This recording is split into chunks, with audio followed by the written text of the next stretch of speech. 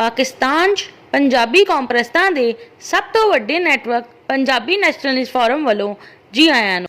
Greater Punjab तो की मुराद है? जम्मू ते कश्मीर नूं मुस्लिम कौम परस्ती दी बुनियाद ते आज़ाद नहीं करवाया जा सकता, लेकिन जम्मू ते कश्मीर नूं पंजाबी कौम परस्ती दी बुनियाद ते आज़ाद करवाया जा सकता है। जम्मू च पंजाबी जुबान का लहजा डोगरी बोलिया जाता है ते कश्मीर च पंजाबी जुबान का लहजा पहाड़ी बोलिया जाता है। जम्मू ते कश्मीर पंजाबी इलाका है। जम्मू ते कश्मीर च मुसलमान पंजाबी भी रहिंदे ने ते हिंदू पंजाबी भी रहिंदे ने। जम्मू ते कश्मीर नूं पंजाबी कौम परस्ती नूं फरोग दे के आज़ाद करवाया जा सकता है।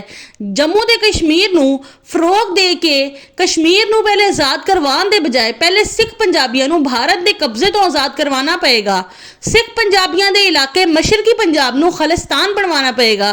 खालिस्तान दे क़याम दे बाद जम्मू ते कश्मीर खुद ही आज़ाद हो जाएगा।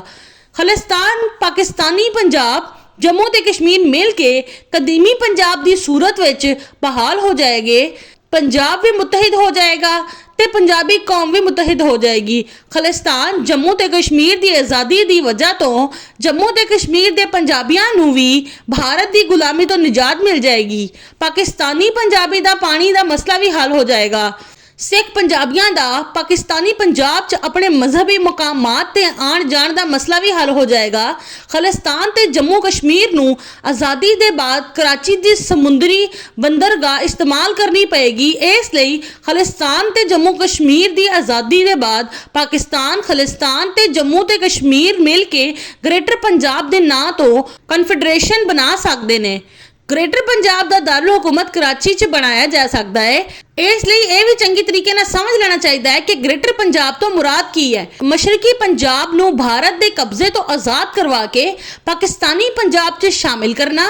इस तो मकबूजा जम्मू ते कश्मीर भी भारत तो खुद ही आज़ाद होके पाकिस्तानी पंजाब च शामिल हो जाएगा, जद के पहले तो ही पंजाबी अक्सरती मुल्क पाकिस्तान भी मजीद पंजाबी अक्सरती मुल्क बनने के बाद ग्रेटर पंजाब बन जाएगा।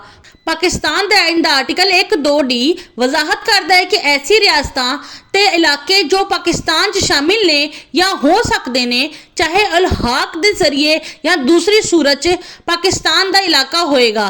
लिहाजा हुकूमत पाकिस्तान ते लाजिम यह है कि वह पंजाबी कौम परस्तां दी भारतीय कब्जे वाले मशरकी पंजाब ते जम्मू ते कश्मीर नूं पाकिस्तान दे सूबे पंजाब का हिस्सा करार दे के पाकिस्तान च शामिल करने की कोशिशों की हिमायत करके सरपरस्ती करके ते सहूलत फराहम करे, क्योंकि ये तारीखी पंजाब दे इलाके ने।